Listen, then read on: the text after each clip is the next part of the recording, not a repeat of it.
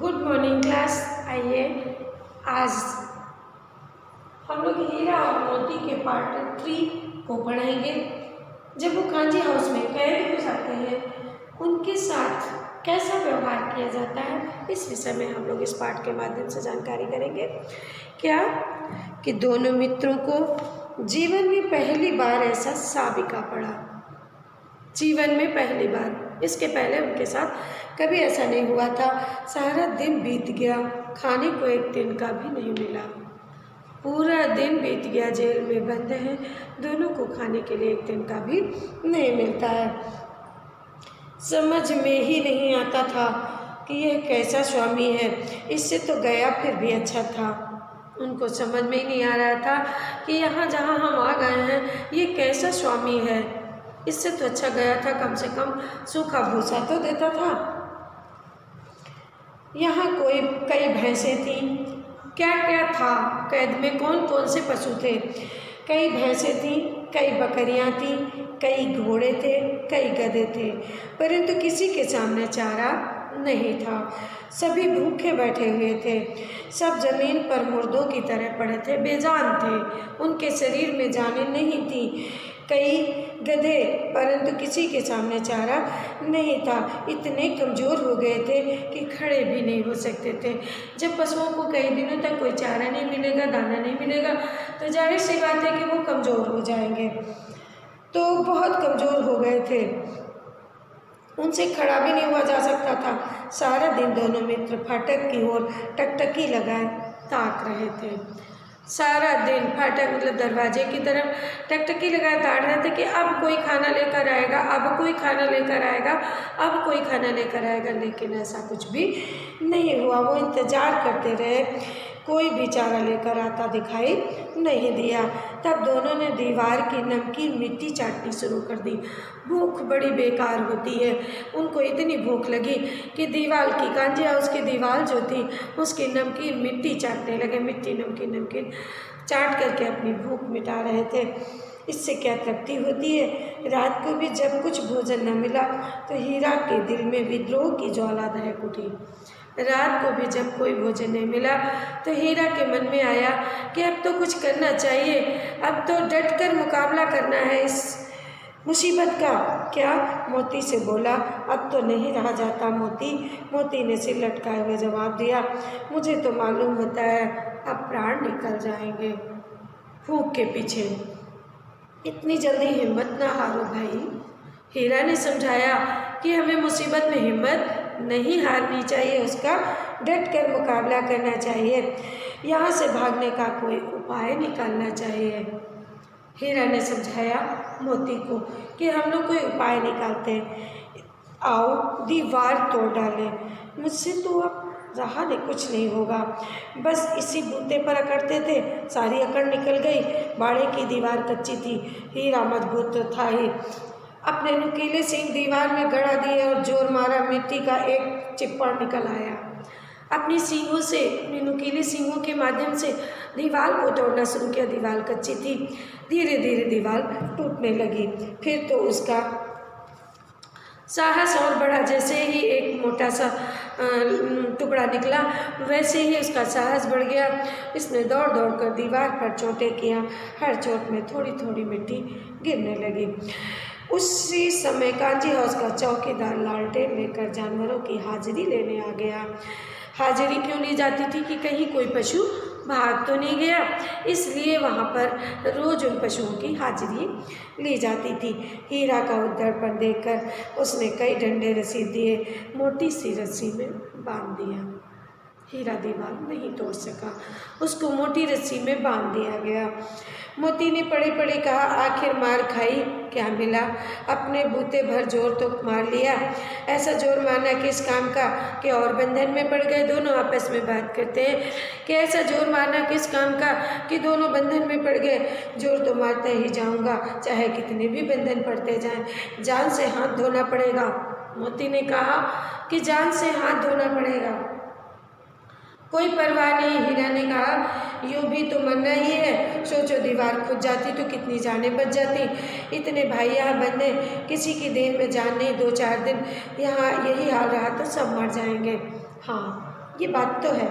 अच्छा तो ला फिर मैं भी जोर लगाता हूँ। मोती को भी जोश आ गया। मोती ने भी दीवार में उसी तरह सींग मारा। थोड़ी सी मिट्टी गिरी, फिर हिम्मत बढ़ी, फिर दीवार में सींग लगाकर इस तरह से जोर करने लगा मानो किसी प्रतिद्वंदी से लड़ रहा। आखिर कोई 2 घंटे की जोर आजमाइश के बाद दीवार ऊपर से लगभग 1 हाथ गिर गई। उसने दूनी शक्ति से दूसरा धक्का मारा तो आधी दीवार गिर गई।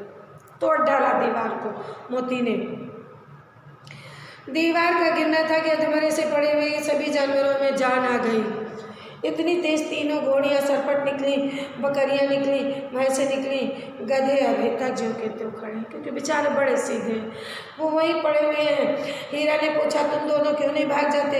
एक ने कहा जो कहीं फिर से पकड़ जाएंगे तो क्या हर्ज है, अभी तो भागने का अवसर है, हमें तो डर लगता है कि हम यहीं पड़े रहेंगे।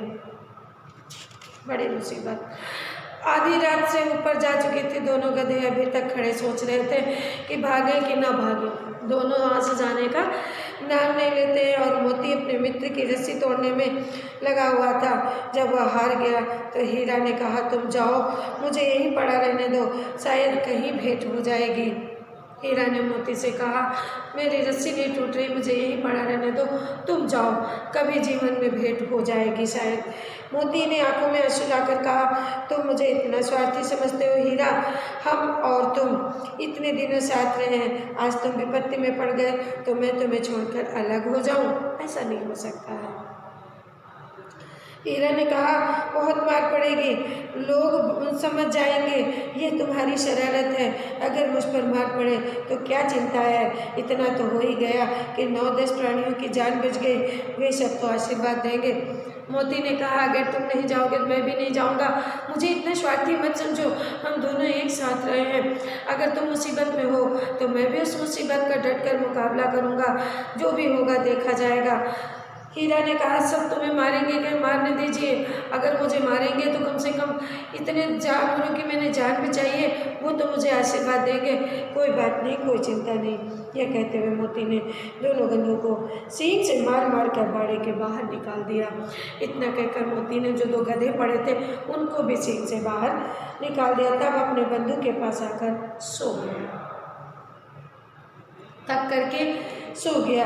भोर होते ही मुंशी चौकीदार तथा अन्य कर्मचारियों में कैसी खलबली मची, इसके लिखने की ज़रूरत नहीं है, बस इतना ही काफ़ी है कि मोती की खूब मरम्मत हुई और उसे भी मोटी रस्सी में बांध दिया गया। चौकीदार आया और उसने देखा कि सारे जानवर भाग गए। मोती की खूब मरम्मत किया और उसे भी मोटी रस्सी में बांध दिया। दोनों हीरा और मोती मोटी रस्सी में बंध गए। 1 सप्ताह तक दोनों मित्र वहीं बंधे पड़े रहे, किसी ने चारे का एक तिनका भी नहीं डाला, एक बार पानी दिखा दिया जाता था, यही उनका आधार था। दोनों इतने दुर्बल हो गए थे कि उठा तक नहीं जाता था, उनके शरीर की ठठरियाँ मतलब हड्डियाँ निकल आई थी, मांस का कहीं नामो निशान नहीं था, दोनों सूख गए थे। एक दिन बाड़े के सामने डुग्गी बजने लगी। दोपहर होते होते वह 50-60 आदमी वहाँ जमा हो गए। दोनों मित्र निकाले गए, उनकी देखभाल होने लगी, लोग आकर उनकी सूरत देखने लगे, मन फीका करके चले जाते। ऐसे मृतक बैलों का कौन खरीदार होता है? इतने कमज़ोर हो गए, उनको खरीदने वाला कोई नहीं, उनकी नीलामी होने लगी और दुग्गी दुग्गी पीटने लगी। सहसा एक डढ़ियल आदमी जिसकी आंखें लाल थी, मुद्रा अत्यंत कठोर, आया दोनों मित्रों के कोलों में उंगली गोद कर मुंशी जी से बातें करने लगा।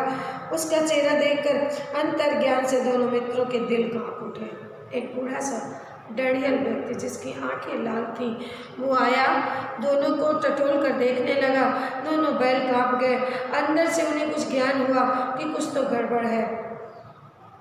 वह कौन है, उन्हें क्यों टटोल रहा है, इस विषय में उन्हें कोई संदेह न हुआ। दोनों ने एक दूसरे को भी नेत्रों से देखा, सिर झुका लिया। हीरा ने कहा गया के घर से नाहक भागे, अब जान नहीं बचेगी। मोती ने अश्रद्धा भाव से उत्तर दिया, कहते हैं भगवान सबके ऊपर दया करते हैं, उनके ऊपर उन्हें हमारे ऊपर क्यों दया नहीं आती है? दोनों ही एकदम निर्बल, दुर्बल, बहुत परेशान, अत्यंत दयनीय स्थिति है दोनों बैलों की। दोनों कहते हैं भगवान सब पर दया करता है, हमारे ऊपर दया क्यों नहीं कर रहा है? भगवान के लिए हमारा मरना जीना दोनों बराबर है। चलो अच्छा ही है, कुछ दिन उसके पास तो रहेंगे। किसके पास? भगवान के पास तो रहेंगे। एक बार भगवान ने उस लड़की के रूप में हमें बचाया था, क्या अब नहीं बचाएंगे? एक बार भगवान ने उस छोटी बच्ची के माध्यम से मुझे बताया था, क्या अब नहीं बचाएंगे? यह आदमी छुरी चलाएगा, देख लेना। तो क्या चिंता है? मांस, खाल, सींग, हड्डी सब किसी के काम आ जाएंगे। हीरा ने कहा, कोई चिंता की बात नहीं है, हमारा मांस, खाल, हड्डी सब किसी के काम आ जाएंगे। नीलाम हो जाने के बाद दोनों मित्र उस डड़ियल के साथ चले। दोनों की बोटी बोटी काँप रही थी, बेचारे पाँव तक नहीं उठा सकते थे, परंतु भय के मारे गिरते पड़ते भागे जाते थे, क्योंकि वह जरा भी चाल धीमे हो जाने पर जोर से डंडा जमा देता था। मारे डर के दोनों भागे चले जाते हैं। चला नहीं जा रहा, लेकिन डर के पीछे भाग रहे हैं। रास्ते में गाय बैलों का एक रेवड़ हरे हरे घास हार में चलता हुआ नजर आया। सभी जानवर प्रसन्न थे, चिकने चपल थे, कोई उछलता था, कोई आनंद से बैठा पागुर कर रहा था। कितना सुखी जीवन था उनका, परंतु कितने स्वार्थी हैं सब। किसी को चिंता नहीं है कि उनके दो भाई बंधी होकर के हाथ पड़े कैसे दुखी हैं, कोई उनकी रक्षा करने नहीं आता है। सहसा दोनों को ऐसा मालूम हुआ कि ये परिचित रास्ता है। दोनों को अचानक लगने लगा कि ये रास्ता कुछ परिचित सा है। हाँ, इसी रास्ते से गया उन्हें ले गया था। वही खेत, वही बाग, वही गांव मिलने लगे। प्रतिक्षण उनकी चाल तेज होने लगी, सारी थकान दुर्बलता गायब हो गई। पहचाना सा स्थान जाने के बाद दोनों की दुर्बलता गायब हो गई, रफ्तार तेज हो गई कि लगता है कि हम अपने घर जा रहे हैं। बड़े खुश हैं दोनों अंदर से। आह, ये लो अपना ही हार आ गया। इसी कुएं पर तो हम पुर चलाने आया करते थे, यही कुआं तो है। पहचान गए दोनों अपने रास्ते को। मोती ने कहा, हमारा घर नज़दीक आ गया है।